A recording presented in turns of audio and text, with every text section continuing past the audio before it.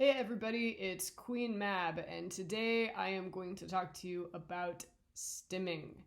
Stimming is short for self-stimulation, which I think is kind of an awkward way to describe it. I also found that some people call it stereotypic behavior, although I've never heard an actual human say that, so I might be pronouncing it wrong. But anyway, it's basically just repetitive movements that those of us who are neurodiverse do in order to calm ourselves down from the overwhelm that we're feeling from our environment. And I remember the first time that I heard this word, it was probably in the Curious Incident of the Dog in the Nighttime. And then I read an interview with Temple Grandin where she was talking about, she had a pen and she was like clicking on the pen and she said, "Oh, look at me, I'm totally stimming out on this pen." And I felt this flash like, oh my God, I think that might be something that I do. But I dismissed it. I was like, yeah, maybe I do it, but I don't think I do enough to actually be autistic. Well, now that I am investigating this very likely possibility that I am autistic, I can see that I have a number of stims. So the biggest one, and the one that probably gets me in the most trouble, is talking to myself, okay?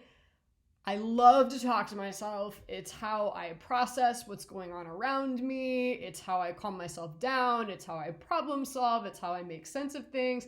Frankly, it's the reason that I'm able to do this vlog because I am very practiced at sitting here talking to maybe no one, okay? The problem is it's not a socially acceptable thing to do, and I have to be very careful. And the hardest place for me is in my home because sometimes I'll be talking to myself and I won't realize that the people I live with can hear me, and it's just really hard and really frustrating and really embarrassing. Another big stim that I do is jiggling my leg like this. And I have been shamed and called out for doing that so many times. But now I actually let myself do it, especially if I'm on Zoom or something like that. It really, really helps me to calm down and stay focused as long as I'm aware that I'm doing it, okay? And another one is picking at my fingernails like this. I do this constantly.